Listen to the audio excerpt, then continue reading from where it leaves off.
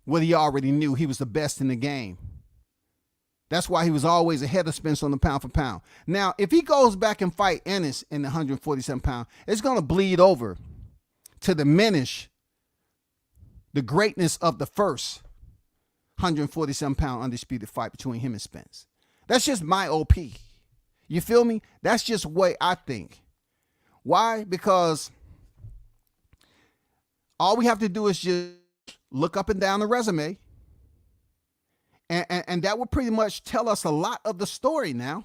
I don't have to put on a red sweater and say, hello, boys and girls, ladies and gentlemen. My name is Mr. White. I'm going to read you a story today. We're going to start with BoxRec and Mr. Jaron Ennis, and we're going to go through his resume, and we're going to try to figure out how does he rate a fight with the pound for pound best when Canelo is up there and no one with a resume like Ennis. Well, I'll take that back. I really take that back because motherfucker Hammy McGee damn near. It's very close. I'm talking about it's only a couple of eyelashes and a mustache that's separating that shit. But Canelo would not be forced to fight a Jaron Ennis. And if he was going to fight a Jaron Ennis with the resume the way he would definitely ask for a high purse. And as we seen, y'all, somehow, some way, they felt like it was okay to continue to drop the bag in Canelo's lap. So Crawford doesn't have that many years remaining. He's 37 years of age. In September this year, he should ask half of what Canelo asked. To let Eddie Hearns, which I have no problem with Eddie Hearns, to let him know, no, it's not going to be easy for this fight to happen because this fight is going to pretty much devalue, deplete, or whatever you want to do. The track did. I won the titles of the 147. They're not going to respect me for 3-time undisputed. If my third undisputed is in the same weight class against a fighter that's undervalued per his body of work and portfolio.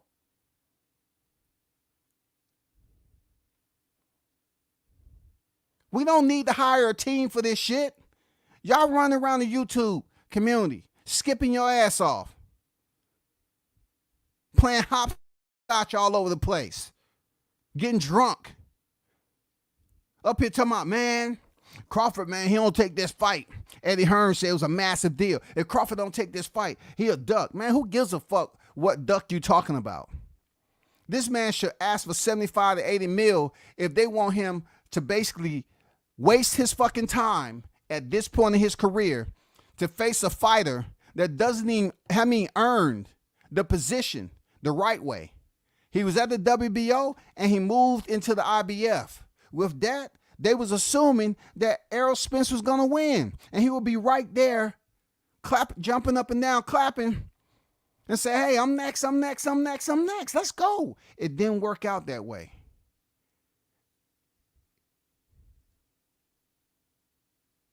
So now you get up under a different promotional banner, and you feel like the sun is shining just a little bit brighter.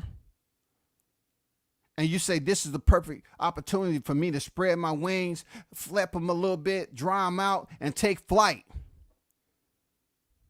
I need a big fight. No, you need a fight, and then you need another fight, and you need to wait till Crawford vacate the titles at 147 if he selects to do that. And you need to wait till that happen, and then you go on your 3-fight killing spree. That's what you need to do. This clout chasing Crawford's name, buddy, it ain't cool. It's not a good look. And it don't represent the Philly footprint the way it's supposed to.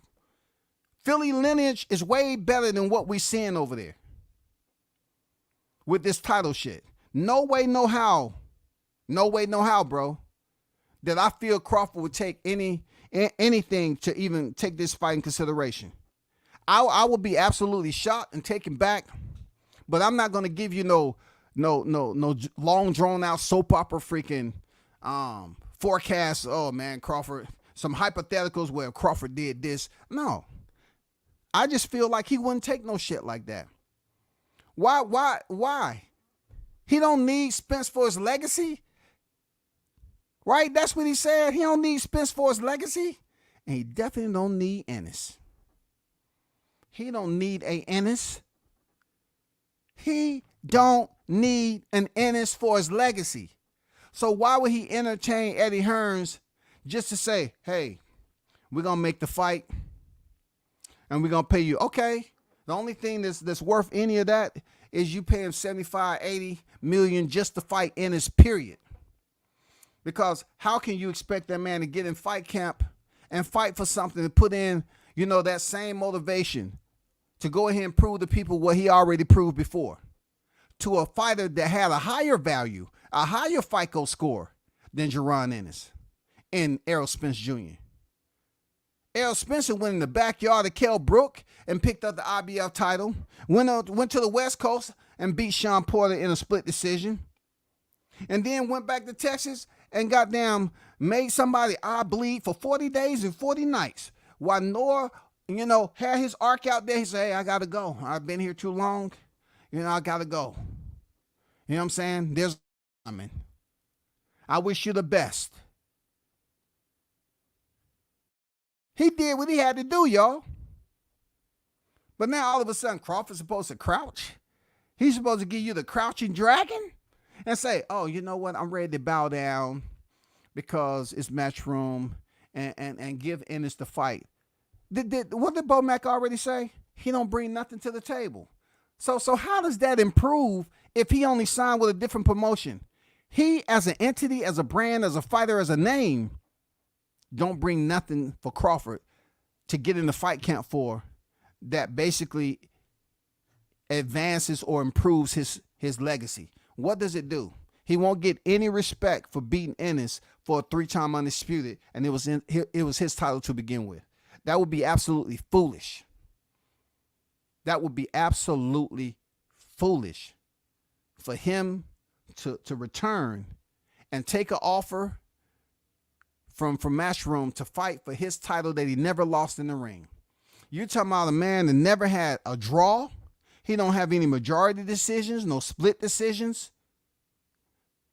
None of his fights at the welterweight division has even went the freaking distance. Jose Benavidez sniffing it. He was sniffing. And then all of a sudden that trap door came. Now smack him. Smack him.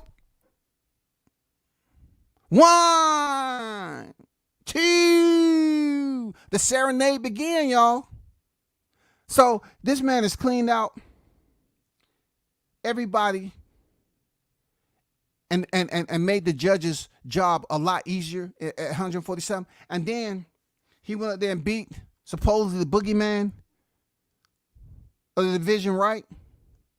And made that look as easy as all the rest of his opposition at welterweight. And then now he's supposed to just go off what everybody else is saying, that Jaron Ennis is now on deck with the IBF title, and just erase all the bullshit and all the damn criticism and all the scrutiny that was placed on this man prior to him stepping in the ring. That he couldn't do it. He ain't fought nobody. He ain't fought nobody. He ain't fought nobody. I ain't never seen a conductor of a symphony get slapped like that. See, we have a slap league now.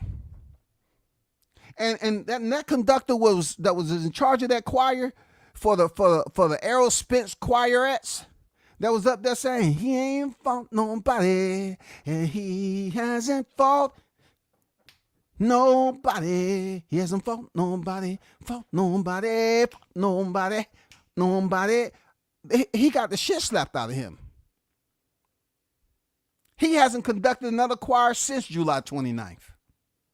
Because of somebody he fought, he beat so bad that who wants to see him against Ennis? The haters. The haters. Them haters. Them haters. Them haters want to see him fight Ennis.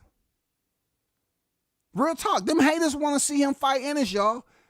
Them MFing haters. That's all. Look, people talking about how people are turning their back on Ennis. Absolutely. Because they felt he was a PBC pundit. But him and his pops did what was good for business. Right? So therefore, You got the so-called Errol Spence fans that was trying to low crawl themselves through the trash, you know what I'm saying, and the debris and through the septic tank sewer systems to try to show up over there in Philly and say, hey, we here, Ennis. We just want to support you. We made a mistake back then. Please don't do a background check on us. You may find out we was a hardcore aerosexual. We're still hurt to this day there, Jerron. But please accept us. We're loyal. Just like you were to Steven there. And Jerron, we're loyal to you, Jerron. We're loyal. Don't do it, Jerron. So you got a whole lot of fans that's pushing these aerosexual X that's over here trying to cross the border over into Philly. They over on the YTC talking about, nah, we want to see this Crawford fight. We got to see this Crawford fight. Nah, Crawford, he got to fight Ennis. He got to fight Ennis. For what? Niggas, you use the same shit you use prior to him stepping in there with Spence. That Spence can beat everybody on his resume. So right now, Crawford can beat everybody on Ennis' fucking resume. Until then, shut the fuck up because we don't want to hear shit else. Crawford can beat everybody on Ennis' resume. So now what? Then he went out there and fought common opponents. Has Ennis fought any common opponents of Crawford? Y'all asked for the motherfucking hot grease. Did anyone seen a fight that he's fought a common opponent? Just one half a common opponent. It don't have to be a whole human, just half a human. Have you even seen him shadow boxing and possibly put a picture of one of Crawford's common opponent on the heavy bag and beat him up in freaking training? Let me get this article. I'm just saying. I haven't seen him fight one common opponent of Terrence Crawford. One common opponent that people could say, he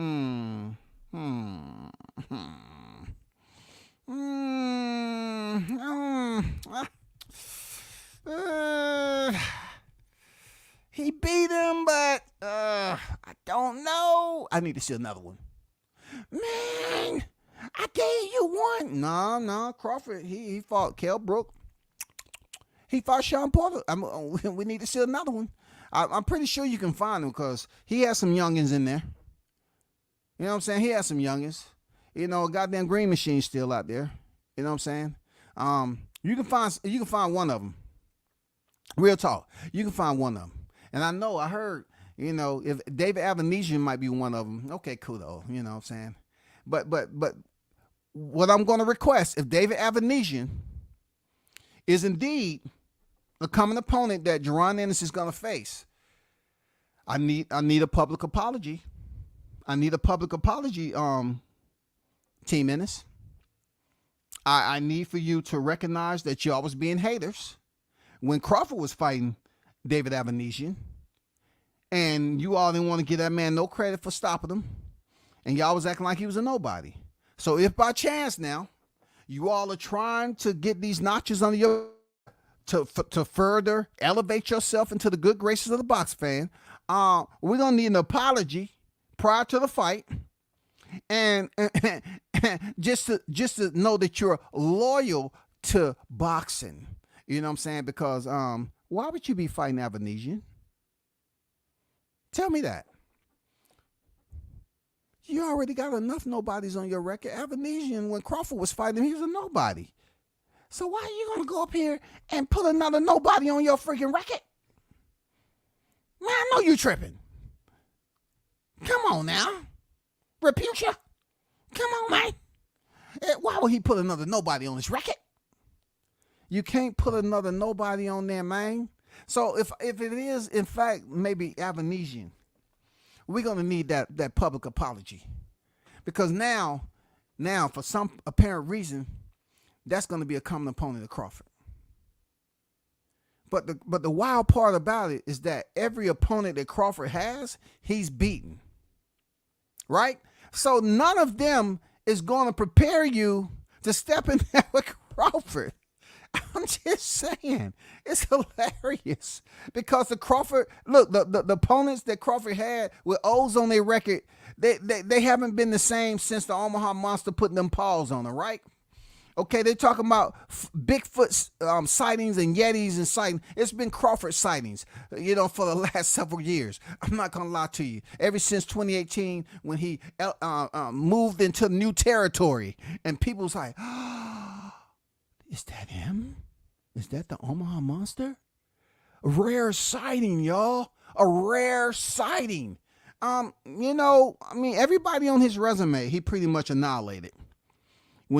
Especially when he moved up to 147, right? He doesn't have 40 knockouts, but he does have 40 victories. So everybody on his resume, he beat. So for you to try and fight anybody on his resume, it's not going to be the same as when he fought Kell Brook and Sean Porter, because Kell Brook, he gave Errol Spence a tough fight. And then Sean Porter, he almost won. If there wouldn't have been that knockdown, he possibly could have won that fight. But it hasn't been the same with Crawford. So you can line them up and say, you know what, he almost lost to them right there. Or Ennis, you could go back deep in the caves, in the cemetery of Crawford's resume and say, hello? Gamboa, you there? Hello? Anybody home? I don't want to go too far back in the cave. Hello? Anybody? Hey, how you doing? Come here. Hurry up. How you been? Man, you done put on some weight. But hey, we came all the way up here because we always hear everybody bringing up your name whenever, Crawford's in a boxing topic and on a debate and all these panels. They always talk about how you hurt him. I really don't need you as a sparring partner. I just want to use you. I just want to fight you as a common opponent. I know you had some losses since then, but is there any way we can bring you in for a common opponent and we're going to pay you? We're gonna pay you pretty good. I'm thinking 7,200. Is that enough? You look like you need it, buddy. 7,200, and that's before taxes. That's before taxes. Okay. But let me get to this article right quick. Boxing News 24. Right. Eddie Hearn's plan to make Crawford versus Ennis a reality, y'all. Promoter Eddie Hearn is raving about the sign of Jerome Boots Ennis. Okay, Jerome Boots Ennis is on deck in the crowd. They cheering. I'm happy for the dude. You know what I'm saying? The fighter. I'm just looking for him to prove himself. This is just boxing. It goes on right here. It says, Hearn believes the highly skilled phenom Boots Ennis, 31-0, 28 knockouts, will defeat Crawford to become the sport's #1 pound-for-pound fighter. And this is where I have another issue. Fortunate for me, I'm incapable of allowing myself to read further when there's some bullshit in front of me. So I'm looking at this and I'm saying to myself, I definitely have to do a screen share moment to show people again how a fighter can go straight to an undisputed for the pound for pound. Where does that happen at? For them to say, you fight Crawford, you become pound for pound. That's not going to happen. That's not going to happen. That's not going to happen, buddy. Let me educate you just a little bit. When Dimitri Bivol defeated Canelo Alvarez, he did not take Canelo's space. I'm just going to throw that out there. Even though it was quite some time since he lost to Floyd Mayweather, Dimitri Bivol defeated Canelo Alvarez. Even though it was in another division, he didn't go to that. No, he didn't. Teofimo Lopez, when he defeated Vasily Lomachenko, he didn't take over Vasily Lomachenko's spot. He was thrusted in the top 10 of the pound-for-pound rankings, but he didn't assume residence in Lomachenko's spot on the pound-for-pound list. I just want to let this guy know that. Please, stop it. He's not going to become a #1 pound-for-pound fighter when they don't even consider Crawford to be. A lot of people trying to say he ain't pound for pound. So how Boots with a mediocre resume going to come beat Crawford and say, hey, he the pound for pound fighter. Yeah. No, pound for pound is you working up that ladder. Pound for pound, you beat. No, it's just not going to work that way. And I doubt someone who's been on the pound for pound list, as the longest tenure as Crawford, it's no way that he gets beat. He just falls like that. I mean, Vasily Lomachenko is still squatted in the pound for pound rankings, and he don't have no belts. None. Zero. It goes on to say, thus far, the old lion, first of all, Crawford never considered himself a lion. We already seen what has taken place with the lions before him and after him, okay? So this guy obviously don't know how to place these little characters, up there so people can okay. You just use Omaha Monster. Don't use no lion, because lions haven't really had it good. You know what I'm saying? We got lions out there in the Serengeti. They can't hunt because they're intoxicated. Anyway, thus far, the old lion Crawford has registered the idea of fighting Boots Ennis, preferring a big cash fight against Canelo Alvarez. I think the smart move for Hearn would be to have Boots Ennis give up on his ambition to become the undisputed champion at welterweight and go straight to 154 to chase Crawford down to force a fight.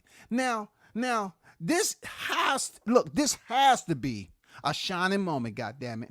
We just had the eclipse, and obviously this dude was writing in the fucking dark. And then when that light started to reappear, he came up with some ideas, and then bulbs started going out. Ping, ping, ping, ping. That's the best thing I ever heard on freaking Boxing News 24. I'm telling the eclipse that the shit was moving, and then the shit went dark, and then the light started to shine, and them bulbs start going off. They say, oh man, this is new. This is refreshing. Okay.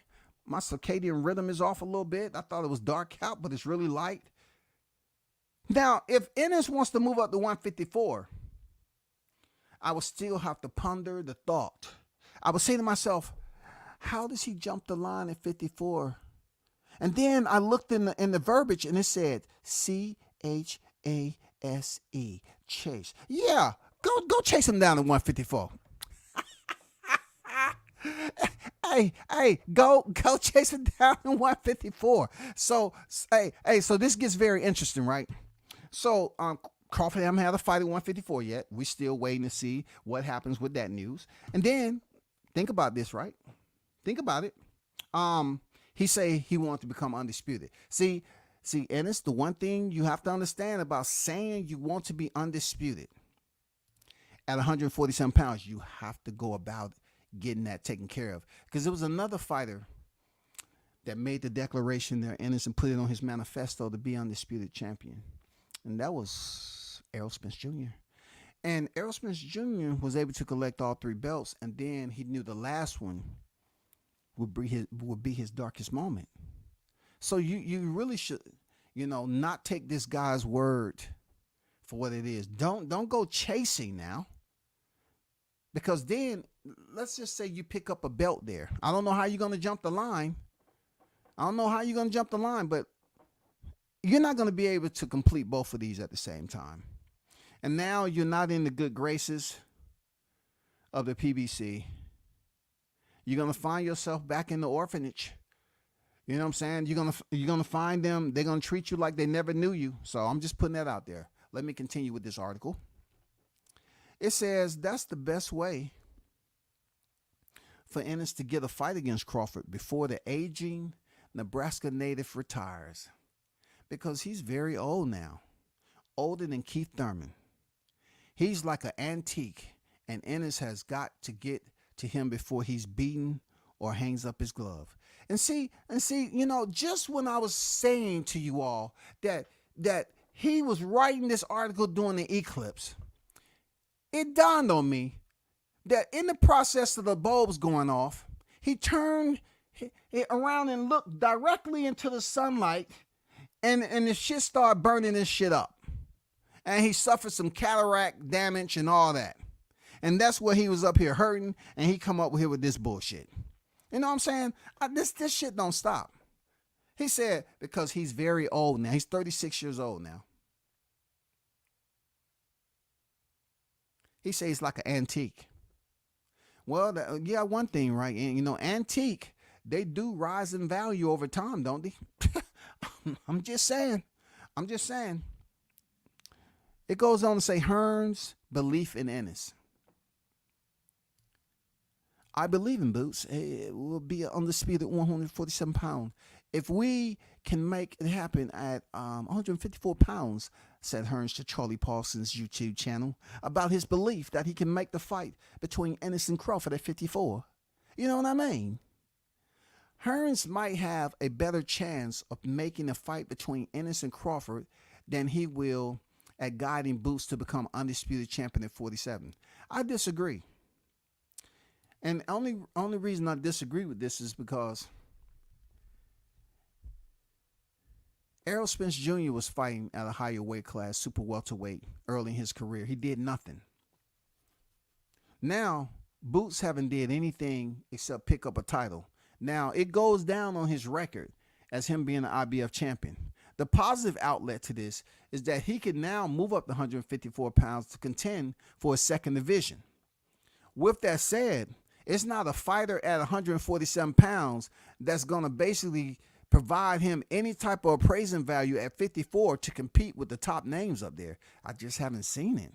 His resume doesn't depict any type of quality opponents for me to say, yeah, his appraising value has went up. His FICO score has went from a 562 to, I would give him a cool 673 right now. I haven't seen any opponents for him to jump up to 154 and say he's in the running. It goes on to say, it's unrealistic that Mario Barrios and Stantionis will both agree to fight Ennis at welterweight to help him further his goal of becoming undisputed champion. I look at it like this. This man can fight Barrios or Stantionis. You know why? Because Crawford ain't fought neither one of them. So if you want to fight somebody that's in the rankings, go right ahead. We're waiting on you to do this. We're waiting. Fight Stantionis. Fight Mario Barrios. I mean, if we're gonna be petty, I mean Mario Barrios, his resume might be a little better. So you might build some points with me if you was to fight Mario Barrios, brother. Real talk. I mean, he has a better resume than you do. He's been in there with the former unified welterweight world champion, Keith Thurman. He's fought the likes of Gervonta Davis at 140. He has a better resume, man. He has better names. I don't know, man. I don't know. I do know, but I don't know. Even if Hearns can make those fights, Ennis will still need to win the WBO belt to become the undisputed champion at 147 pounds. And that would be another hurdle for him. So let me reread this. Even if Hearns can make those fights, Ennis will still need to win the WBO belt to become the undisputed champion at 147. And that would be another hurdle for him. There go that word again. You know what I'm saying? I've seen chase in that other, but now I see hurdle. Hurdle to me, you need to jump over. You know what I'm saying? And we know there are some track and field athletes that exist in boxing, but in this particular scenario, hurdling for Jaron Ennis will let me change that over to obstacle. You know what I'm saying? Obstacle. He will have some obstacles in front of him to be able to make that feat come a success. That's all I'm saying. Setting up these 3 fights could consume many years of Boots in his career. See, I told you this guy, he was right in doing the eclipse, because you hear it ebbs and flows. You know, when the shit started shining, man, it started to light up. Boom, ideas. And then he turned his ass around, looked at that light. Ouch. And then he kind of looked outside. It was beautiful again. And this what he just said. Setting up these 3 fights could consume many years of Boots in his career. That's all I've been trying to say. Dude, it ain't as easy as you think. You know how long it took Errol Spence to get those 3 titles? Including the time that he was out of the ring for the car accident? Come on, man.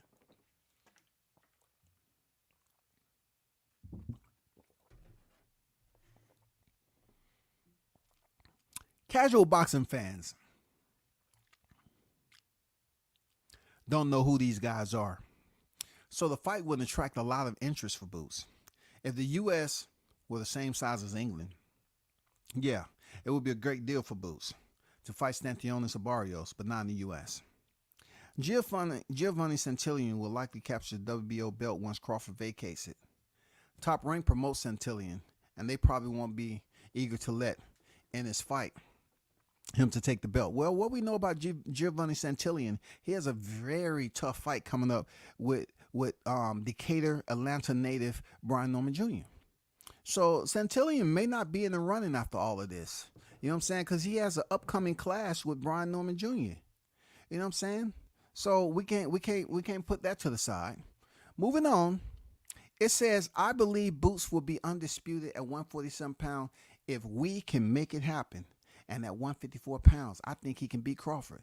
That's the fight I want to push to make Hearn said. Now, Eddie, stop it, Eddie. Eddie. Come on, Eddie. How do you know for certain that he can beat Crawford? Eddie, you've been around the block a time or through a 3 or 5 or 6 or 7. You know this game. You know this game, Eddie. You know, seeing Crawford under the bright lights, how do you know that Boots is ready for that brightness? How do you think so easily that he will go in there and beat Crawford? I know you're one of the best, man, verbal mouthpiece when it comes to promoters out there, period. But we have to reserve, you know what I'm saying, criticism. We have to reserve some storage space there, Eddie Hearns, for criticism. I think you're just doing a little bit overboard with the, you know what I'm saying? I think.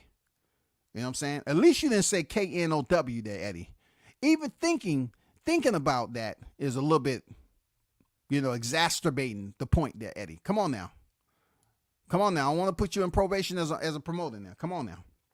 If Hearns wants to speed up the progress, he will have Boots vacate his IBF welterweight title and go straight to 154, where he will have a better chance of getting a fight against Crawford, who currently has no one to fight. That's a lie. I don't know why these people be trying to create these motherfucking dead end bias ass narratives, man. You know what I'm saying? They trying to put 30 inches on the Prius, man. For real, they trying to put 30-inch Forgiatos on the Prius, bro. The ride ain't gonna be like you want it be. Come on, man. Staying at 147 is a waste of time for Boots because there's nobody in the division for him to fight. And the casual fans won't be impressed if he devotes 3 to 5 years of his career trying to become undisputed champion at welterweight. They don't know who Barrios and Stanionis and Santillan. Well, hold on, you trying to tell me they won't be impressed?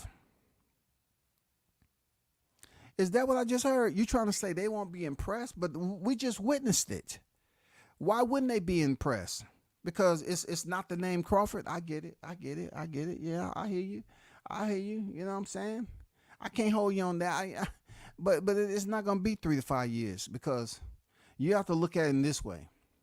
He don't have a rivalry like Crawford was able to develop out of the ring against Spence. They never even threw a punch, and they was one of the most memorable, legendary rivals before they stepped in the ring. You know what I'm saying? So Ennis has to find a rival. Crawford is not your rival there, Ennis, and to this author.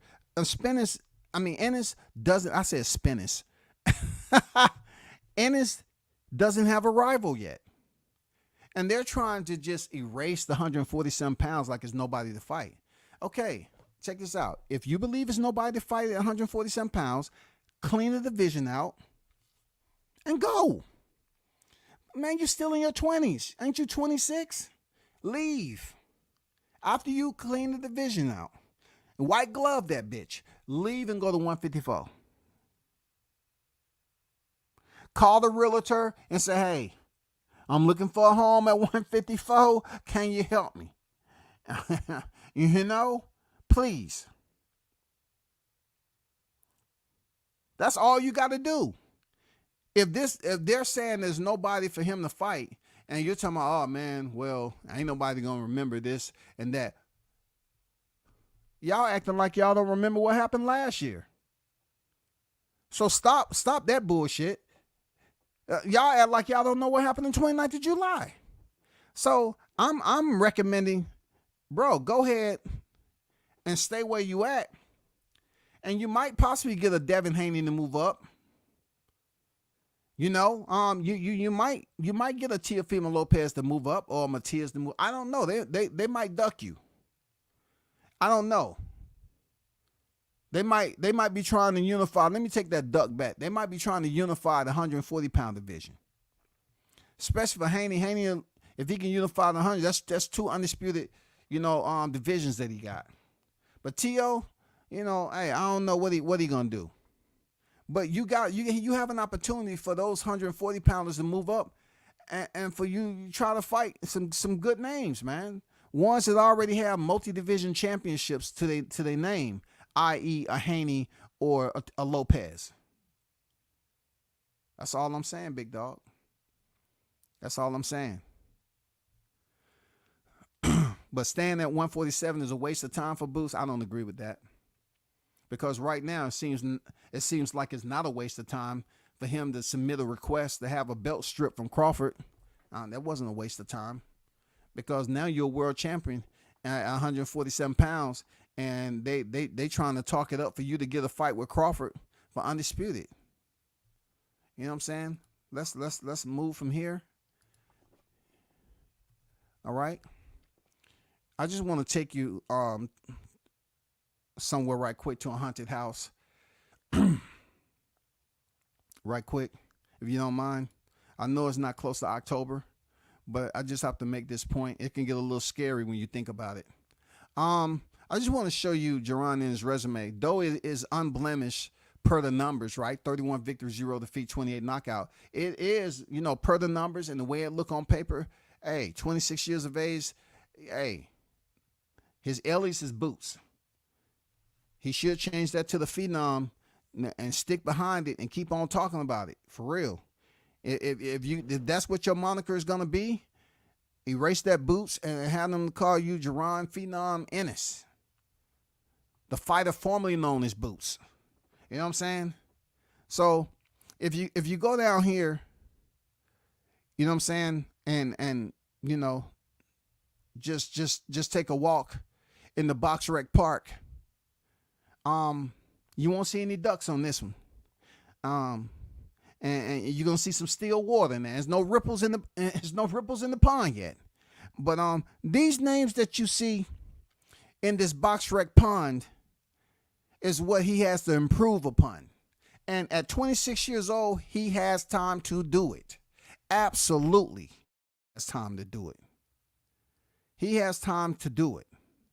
This Thomas Delorme, when he fought, coming off 2 losses, I did a whole live stream on Jaron Ennis way back in the day, man, on how he climbed the he was on the elevator through the ranking system, and it just didn't make any sense. Yeah, we got Sergey Lipinets right here. You know what I'm saying? He did, several fights, and he went back down to 140. Thomas Delorme coming off 2 defeats. Custio Clayton, he came here 19-0, and you would have thought that they told him, hey, we're going to get you a brand new Posturepedic mattress. You know what I'm saying? Posturepedic, and we're going to give you a vacation. All expenses paid there, Custio Clayton. The only thing you have to do is what we taught you. Give very little effort, because the machine is behind Ennis, not you. And he went out in the second round. Come on, stop it. And then from Custio Clayton, that's where the haunted house comes into play. That's where all the masks, everybody put their mask on, not the Pooh Shiesties. We're talking about Freddy Krueger, Jason, Batman, Joker, It gets very Gotham. He goes from Cassio Clay to Corinne to the damn I think that's how you pronounce his name. He won a full 12 rounds for the IBF interim world welterweight title. I'm pretty sure everybody in this chat remembers that moment. Epic. Epic. And then after Rashidi Ellis lost to Ramon Villa, he was catapulted into a little dim, just a low wattage bulb. It was flickering. Who is that? Who is that guy? That's Villa, man. He just came off that Rashidi Ellis win, man. Man, dude, he might be the truth. And lo and behold, Ennis picks up Villa, stops him in the 10. That was he's supposed to do. That's what he's supposed to do. But then I was like, well, I don't think he would have went that long with Crawford. I just don't think he would have went that long with Crawford. Furthermore, I don't think Crawford would have put this dude on his resume to begin with, just based off of Rashidi Ellis.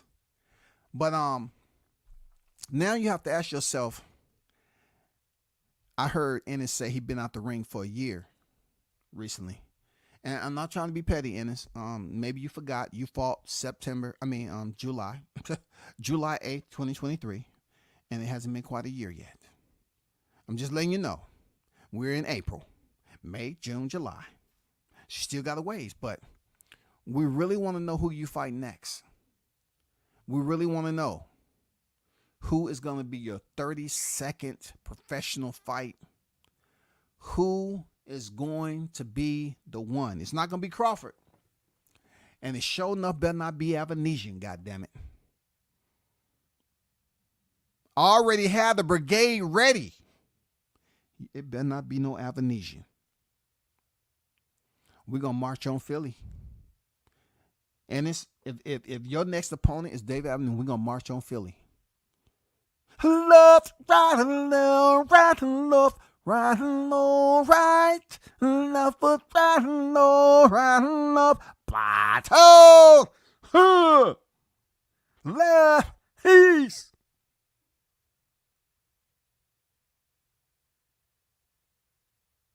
We might show up and protest. I'm just telling you, Ennis, it better not be Avanesian, because all the hate that went out December 10th, 2020, I will protest. The much hate that was coming out to my, oh man, we didn't know him. We didn't know who this guy was. You know, who is that? Avanesian, avocado, I don't know, and all this. No. It can't be David Avanesian, that Ennis. It can't be. It can't be, bro. After all the hate that came from that gym, when Crawford was facing this dude in Omaha, Nebraska, there's no way. There's no way that Avanesian can be your next opponent. I hope that is just a rumor mill. Okay? Let me get to the chat. My apologies for everybody. I mean, I'm not apologizing. I had to get my hot grease off. You know, I have to stay within standards. Whenever I put a hot grease when I put a hot grease thumbnail up there most of this week, you know what I'm saying? I have to continue to pour that out and cook. You know what I'm saying? Somehow, Ben Israel thinking I'm dropping the link. For what? What do you need the link for? I just gave you the hot grease that you needed. Drink up. If you need another cup, say so. I'll send one of those aerosexuals around and fill your cup up, Ben. You can guarantee that. Shout out to Big Bunch of Boxing in the building, man. Salute to you. Arnold Brown on deck. Salute, man. Andrew Charles on deck. What's good? Ben Israel on deck. Salute. Bro. Yeah, here we go talking about, you know, what Boots has. Boots has a network. Boots don't have shit but a resume. You think Crawford's worried about a network? I thought we already went through this shit before. Please don't come over here with recycle garbage. It's a lot of beautiful things that's been made from trash, but not narratives, okay? Leave trash ass narratives where they supposed to be there, Ben. That's all I'm saying. That is not recyclable. Not over here. DJ Rush, what's good?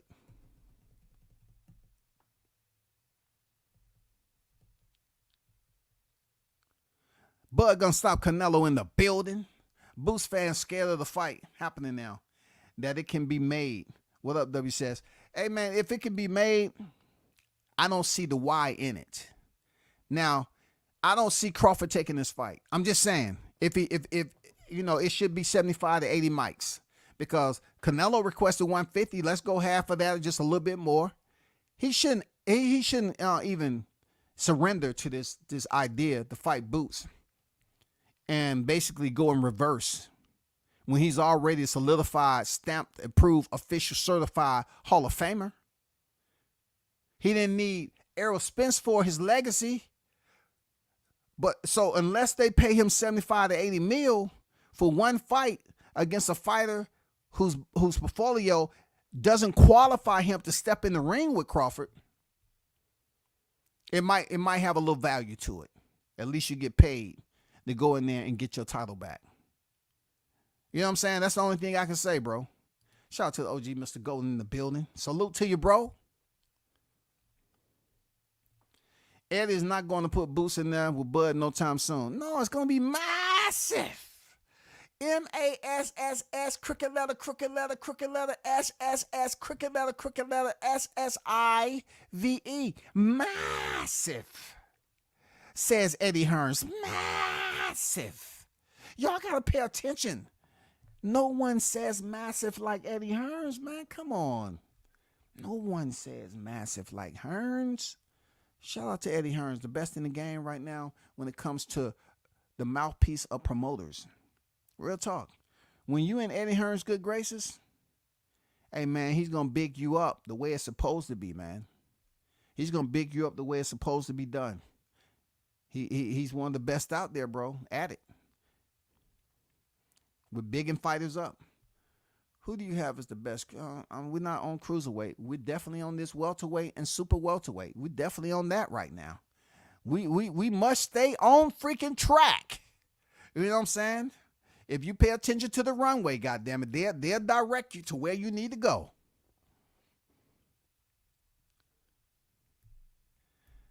I never said he didn't fight Delorme. I say he off of a 2-fight losing streak.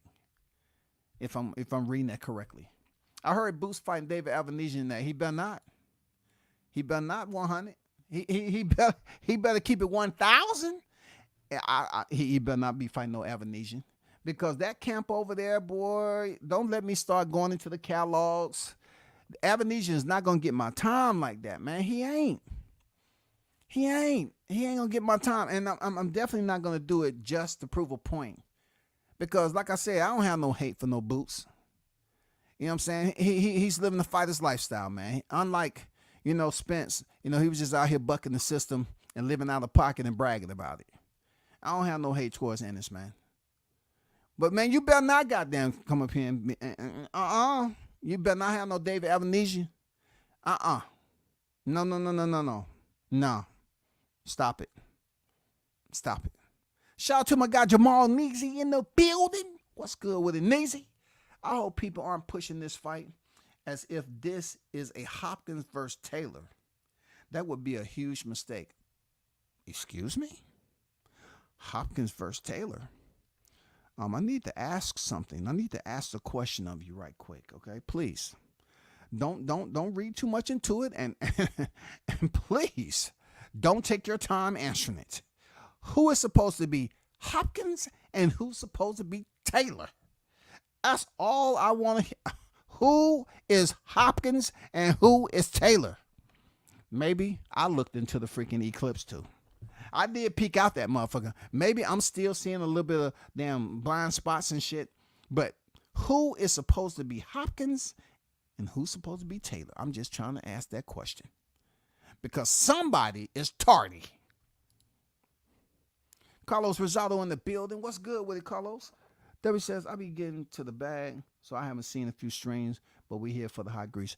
Man, hey, what's important is you to get to that bag, man. That's what's important, big dog. It's for you to get the bag, just like it is for Crawford to get the bag. Make them pay for the heavy bag, not the one you hitting in the gym, but the one you're going to earn for being in the gym. Make them pay for their heavy bag. Seriously. Make them pay. They scared of Bud, so they might as well set it up with Boots so we can tune his ass up. Me being from Philly and all, but that don't matter. Boxing is boxing. Let's get active. See, what is that going to do for his legacy, though? Just think about this, Carlos. You know what I'm saying? Just think about this, man. You might have just got off work. You might have hit the flask, pulled the flask out the cargo pocket, and goddamn took a sip or two. I don't know. I don't know what you're sipping on. I don't know. You might have missed the dark with the light with the dark. I don't know what you're doing. But all I'm saying is, why, if you was in a position, advise Crawford to go backwards when he doesn't need this fight for his legacy, man? He don't need an Ennis for his legacy. Now, if Ennis choose to go to 154, where it's open season, the boxing layer is there for the taking, and you know what I'm saying, and there's multiple belts and champions there. I mean, navigate. If Jerron Ennis want to be the 154-pound Jacques Cousteau, go right ahead. That's all. Go right ahead. But Bud fighting him at 147, why? Why, man? All you had to do was let that IBF belt stay where it was, and then you would have forced him to make a decision. But nope. Y'all want to sit up there and submit paperwork? No. Rebel on deck. I see you. Bill's Boot Camp on deck. Cobain in the building. What's good with it, man? Collins on deck. They think he gonna go from Villa to the number one pound for pound fighter in the world, perform the same. Man, stop it. You know what I'm saying? How is that possible, man? Let me put me up. Man, come on, stop it, man. Well, how does that even work? What department store can you fill out that request at, y'all? What pharmacy? What medication do you get to believe that? I need you to fill this prescription. Yes, some psychedelics. I want to work on my hallucinating. I want to be able to control my hallucinating. Yeah, my hallucinations that I'm going through right now. Yeah, I believe that I can, go from Villa to Crawford. And I think that's the way it's supposed to be. Am I on track or off track? I'm like, come on now, help me out. I'm trying to see if I really need an ayahuasca or not. Maybe I just need to get these medication right here. Just stay on it, and it'll help me out. I mean, come on, man, you're hallucinating. Go from Villa to Crawford and get beat up? Well, that's the only way we was gonna find out. We dared to be great. And that's what we wanted to do. We wanted to dare to be great. Ain't nothing like a daring to be great and great to be dared. They dared me, so I goddamn wanted to be great. Goddamn it. People make a big mistake looking at the young line versus the old line. Yeah, they do. Because them young lines don't have the experience like them old lines do. Yes, that's a good point you just made. That's a good point. I need to put that up there for the replay. You know what I'm saying? Y'all need to pay attention. Y'all looking at the young line versus the old line, and y'all act like y'all got cataracts. Stop it. Trust me, W says, I'm with you. I have no opponents at this point. I'm just throwing a rock in the ocean. And man, it's all good. I know most of the time you roll up to a body of water with a rock in your hand. The first thing we want to do, well, those of us that was born back then, is want to throw it and make it skip. You know what I'm saying? Make the rock skip on that bitch. You know, today, I don't know what these kids are doing. You know what I'm saying? They sure, hey, I got a rock in my hand. I got an ocean. Shit. Let me see what I'm going to do. I'm going to throw the rock in that motherfucker. I'm going to try to go look for it. That's what I'm going to do. I think I can hold my breath long enough to go find it. And that's what they do, Carlos.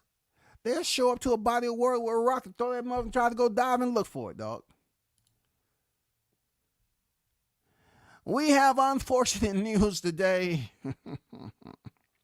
A body washed up ashore. I'm not even going to go there, dog. Tailhead, he dropped that bag on TBC, and I bet he knocked Boots' head off his shoulders. Hey, man, it'll be nasty. I don't know. Look, I'm looking at this as like, these supposed to be raw, uncut boxing aficionados, diehard fans, right? And how they just sitting up here talking about this shit like they wasn't just saying something different 2022. Not only that, you know damn well this man's resume need to be injected with some life. And you up here playing around. Do he need oxygen or not? Does he? Huh? I mean, you playing. You know he ain't ready for Bud. We done seen how he get down. We don't have one fight that we done seen how Ennis get down for a fighter that he can.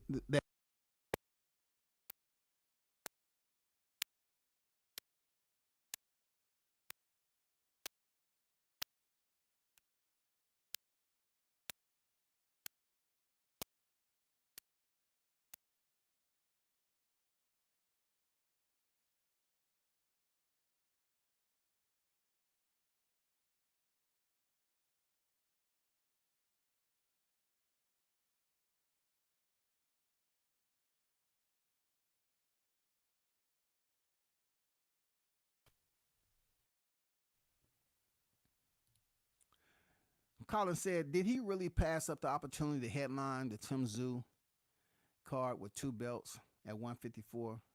Bro, just sign the match room with nobody at 47.54. Hey, you can hear all that. You know what I'm saying? You know, what you want to hear with him passing up. So we know Colin's right. If you pass something up, that means you've provided the opportunity to actually be a part of history. In that particular scenario, that means he would have been a part of something to further solidify who he is as a fighter, to be mentioned in the conversation with these top names, right? But we all know when you pass something, you pass it, you refuse to be a part of it, you cannot be registered as a willing participant at that time. So therefore, it cannot be recorded on this particular scenario as something that you accomplished. That is not an accolade of yours. Period. It's not. You passed up the opportunity. So why people trying to talk about it? Why are you trying to talk about it? If he was offered all these fights, just like he was supposed to be in the WBO rankings and chose to step away and become IBF mandatory fight for the IBF interim, come on, man. You had opportunities.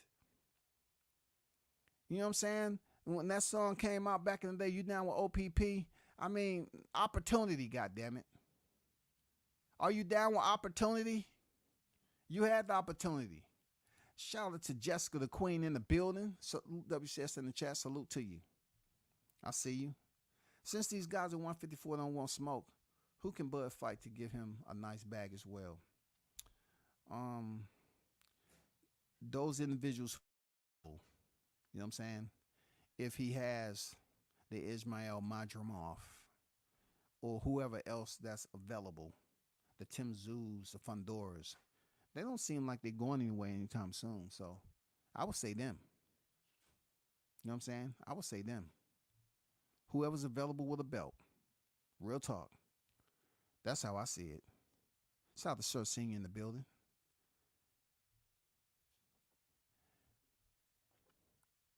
But hey, y'all pay attention to what I put up here. All right. You know, Crawford 75 to 80. He should request it.